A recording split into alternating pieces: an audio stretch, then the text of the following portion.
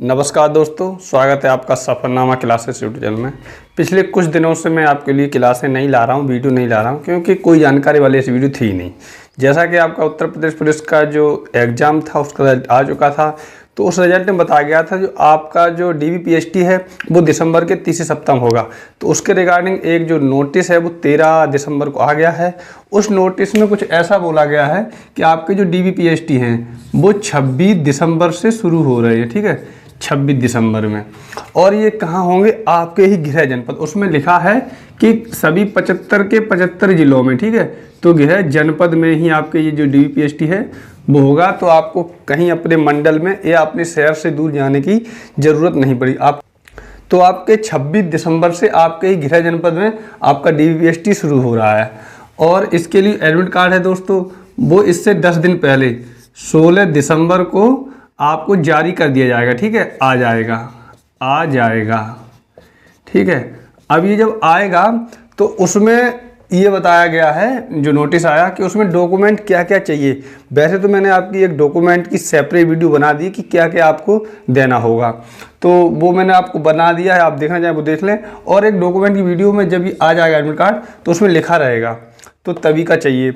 और एक बात मैं आपको और बता दूँ कि इसमें नोटिस में ये बोला है कि आपने फॉर्म भरते टाइम फिल करते टाइम जो उसमें लिखा था, जैसे आपने 12th लिखा है, ठीक है, या BA या BSc लिखा है, ठीक है, या जो भी आपने और भी कुछ किया हो, ठीक है, BSc, तो जो भी कुछ किया हो तो वो सभी आपको मतलब वही DVPST में ले जाना होंगे। ऐसा नहीं है कि आपने BA किया है और केवल इतना ले जा रहे हैं, ऐसा नहीं। BA फिल किया तो BA की भी मार्कशीट ले जानी पड़ेगी, या आपने ये किया ये भी दे रहे हैं।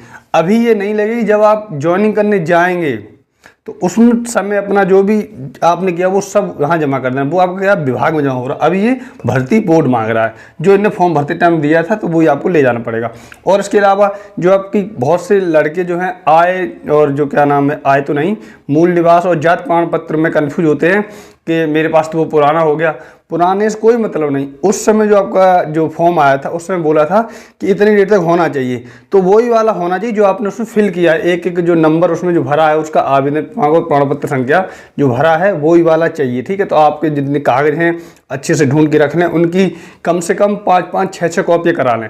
अभी आप कह रहे होंगे कि इतने का क्या होगा, हो सकता है आपकी ज्वाइनिंग तक आपको 10-10 कॉपियाँ लगानी पड़ी, क्योंकि मुझे खुद लगानी पड़ी थी, ठीक है।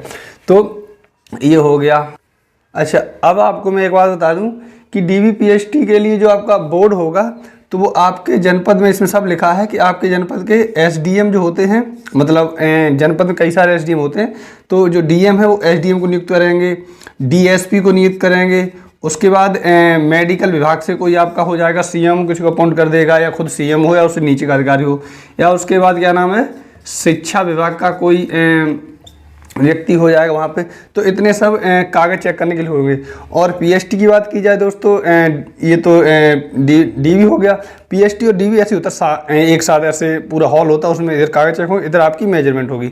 तो मेजरमेंट जो है वो आपके पुलिस के अधिकारी होंगे, सिपाही होंगे, दरोगा होंगे और इंस्पेक्टर होंगे, तो वो सब आपका ये कराएंगे। और बहुत सारी फोर्स लगी होगी जिससे कि कोई किसी के साथ अनहोनी या घटना ना हो सके। तो इतना हो गया। इसमें आपको पता ही है कि आपको जब DVPST देने जाएंगे, जैसे ही आप वहाँ पहुँचेंगे आपको एक फाइल दे दी जाएगी, और उस फाइल में अपने कागज़ लगा के आप अंदर हॉल में, जब आपकी बारी आएगी आप हॉल में जाएंगे, तो आप नहीं, बहुत सारे लड़के होंगे, 4-6-10 एक साथ घुसते हैं।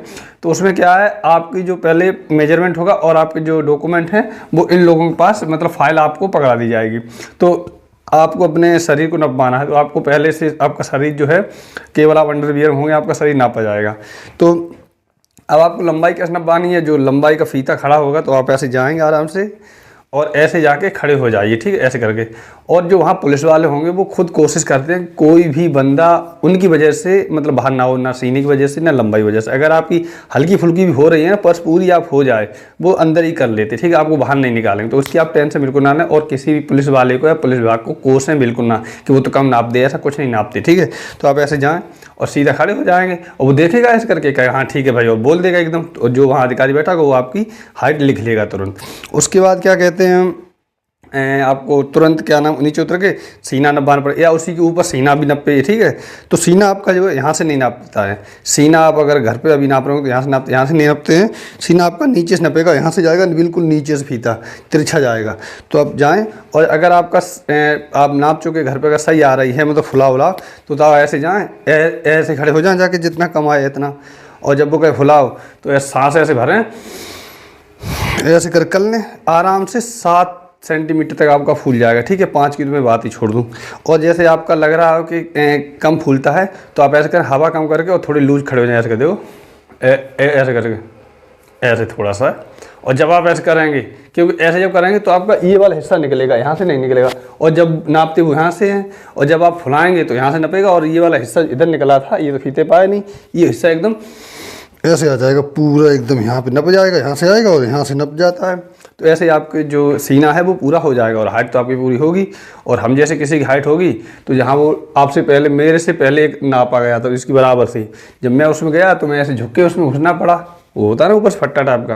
तो उसने कहा हटी है, उसने ऐसे बोल दिया अंदाज से कि इसकी इतनी हो गई होगी, तो ऐसे आपका नप जाएगा। अच्छा, जब आपका DBPST हो जाएगा तो अमूमन सी बात है, आप कोई अकेला जाएगा, कोई अपने फैमिली में किसी को लेके जाएगा, तो उसी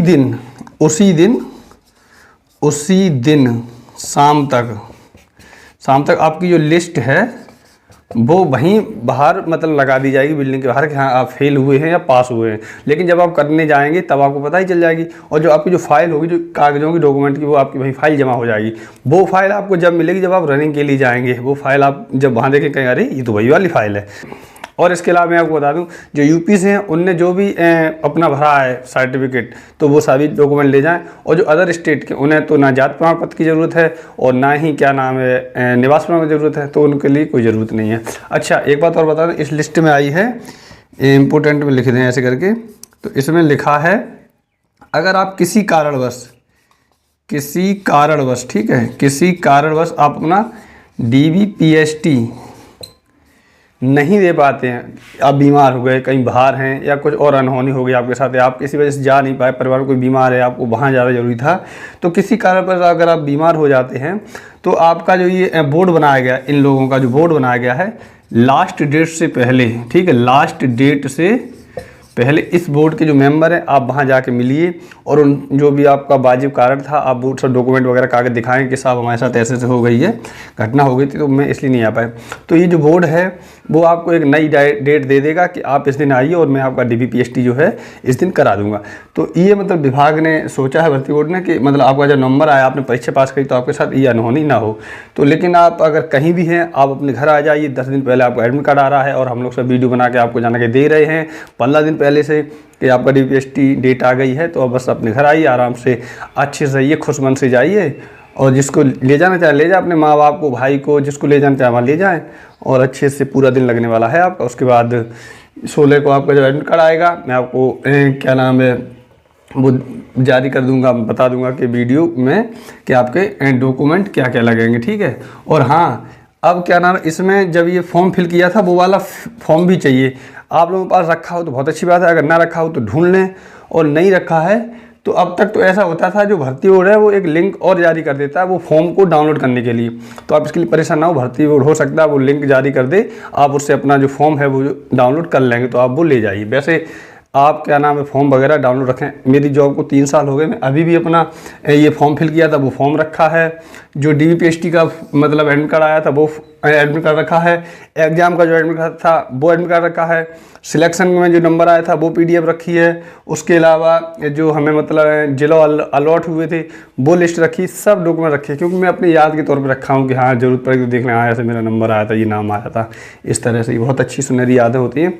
तो ये छोटी सी जानकारी थी, मैंने सोचा बना दें, बहुत दिन से वीडियो भी नहीं बनाई और ये आ गई है अपडेट।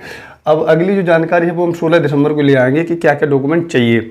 और हाँ, एक बात और मैं आपको बता दूं कि जो आप ये डॉक्यूमेंट ले जाएंगे इतने सारे, तो उस पर किसी के आपके साइन नहीं कराने, किसी गेजेटेड ऑफिसर के साइन नहीं कराने हैं, आपको अपने साइन खुद ही करने हैं। अच्छा, अब साइन करने कैसे, ये मैं आपको बता दूँ, यहाँ पे बता देता हूँ।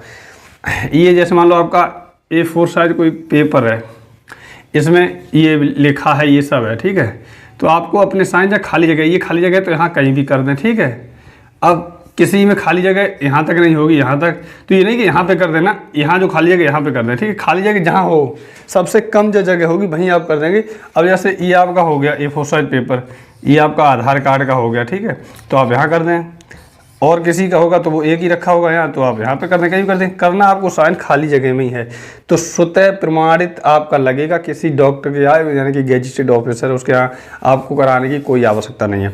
इतनी सी जानकारी थी। चलिए मिलते हैं नेक्स्ट क्लास में या किसी जानकारी वाली वीडियो में। तब तक आप अपना और अपनी फैमिली का अच्छे से ख्याल रखिए, और आप जिस भी किसी और एग्जाम तैयारी कर रहे हैं उसकी एग्जाम की तैयारी करते रहें, और आप अच्छे मन से रहिए। धन्यवाद दोस्तों।